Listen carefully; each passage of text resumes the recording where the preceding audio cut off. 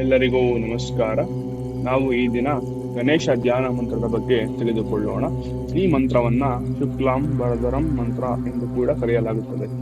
ಮಂತ್ರ ಹೀಗಿದೆ: ಶುಕ್ಲಾಂ ವರದರಂ ವಿಷ್ಣುಂ ಶಶಿವರ್ಣಂ ಚತುರ್ಭುಜಂ ಪ್ರಸನ್ನವದನಂ ಧ್ಯಾಯೇತ್ ಸರ್ವವಿಘ್ನೋಪಶಾಂತಯೇ.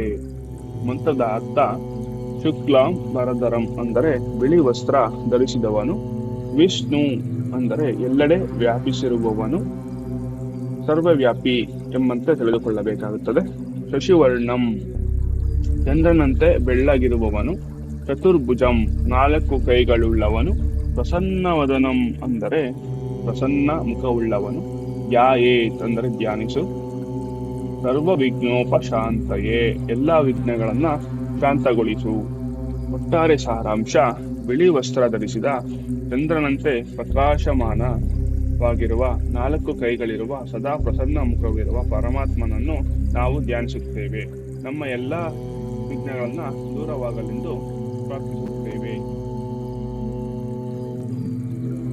ಈ ಮಂತ್ರವು ಗಣೇಶನನ್ನ ಧ್ಯಾನಿಸಲು ಬೆಳೆಸಲಾಗುತ್ತದೆ. ಈ ಮಂತ್ರದಲ್ಲಿ ವಿಷ್ಣು ಎಂಬ ಪದವಿದ್ದರೂ ಕೂಡ ವಿಷ್ಣು ಎಂಬ ಪದವನ್ನ ಸರ್ವವ್ಯಾಪಿ ಎಂದು ಅರ್ಥೈಸಿಕೊಳ್ಳಬೇಕಾಗುತ್ತದೆ. ಇನ್ನು ಈ ಮಂತ್ರವನ್ನ ವಿದ್ಯಾರ್ಥಿಗಳು ಬೆಳಗಿನ ಸಮಯದಲ್ಲಿ ಪಠಿಸಬೇಕಾಗುತ್ತದೆ. ಒಂದು ವೇಳೆ ವ್ಯಾಪಾರದಲ್ಲಿ ನಷ್ಟವನ್ನ ಹೊಂದಿದ್ದರೆ ಕಾರ್ಯ ಪ್ರಾರಂಭಕ್ಕೆ ಮೊದಲು ಈ ಮಂತ್ರವನ್ನ ಹೇಳಬೇಕಾಗುತ್ತದೆ. ಮನೆಯಲ್ಲಿ ಕಲಹವಿದ್ದರೆ ಸಂಜೆ ಸಮಯ ಈ ಮಂತ್ರವನ್ನ ಹೇಳಬೇಕಾಗುತ್ತದೆ. ಒಂದು ವೇಳೆ ಮಾನಸಿಕ ಒತ್ತಡವಿದ್ದರೆ ಈ ಮಂತ್ರವನ್ನ 108 ಬಾರಿ ಜಪಿಸಬೇಕು. ಈ ಮಂತ್ರವು ಋಗ್ವೇದ ಮತ್ತು ಗಣೇಶ ಪುರಾಣದಲ್ಲಿ ಕಂಡುಬರುತ್ತದೆ. ಇಂದಿನ ವಿಡಿಯೋದಲ್ಲಿ ಯಾವ ಮಂತ್ರದ ಅರ್ಥವನ್ನ ತಿಳಿದುಕೊಳ್ಳಬೇಕೆಂದು ಬಯಸುತ್ತಿದ್ದೀರಾ ಎಂದು ಕಮೆಂಟ್ ಬಾಕ್ಸ್ನಲ್ಲಿ ತಿಳಿಸಿ. ಹಾಗೆ ದಯಮಾಡಿ ಲೈಕ್ ಮತ್ತು ಸಬ್ಸ್ಕ್ರೈಬ್ ಮಾಡಿ. ಧನ್ಯವಾದ.